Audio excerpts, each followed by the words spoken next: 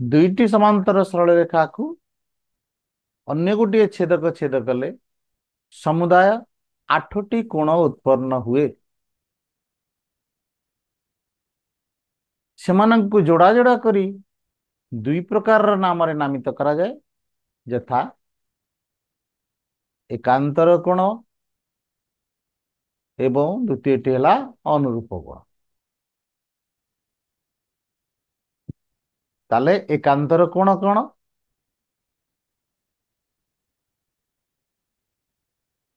एबे दुईटी समांतर सरल रेखा नहीं जिबा,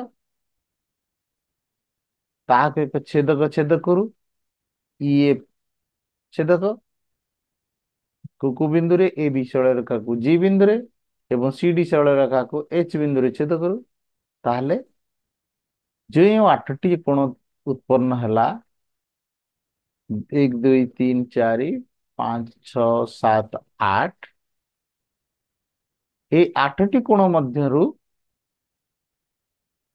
आमे 2 3 5 8 এই চারটি কোণ ଆମେ ନବା ଯୋଉମାନେ କି ଏକାନ୍ତର ହେଇପାରିବେ।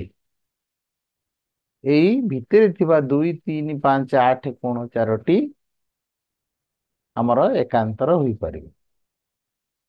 ଏମାନଙ୍କୁ ଅନ୍ତସ୍ଥ କୋଣ କୁହାଯାଏ।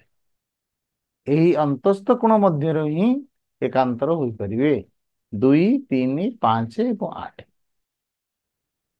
3 କୋଣ 5 କୋଣର ଏକାନ୍ତର ଏବଂ 2 କୋଣ 8 କୋଣର ଏକାନ୍ତର। 3 ଏକାନ୍ତର 5, 2 ଏକାନ୍ତର 8। 3 କୋଣର ନା ଏ ଜି ଏଚ କୋଣ ଏବଂ 5 କୋଣର ନା ହେଲା ଜି ଏଚ ଡି କୋଣ। ତେଣୁ ଏ ଜି ଏଚ କୋଣ ଏକାନ୍ତର ଜି ଏଚ ଡି କୋଣ। ଠିକ ସେହିପରି ବି ଜି ଏଚ କୋଣ ଏକାନ୍ତର ହେବ ଜି ଏଚ ସି କୋଣ ସହିତ।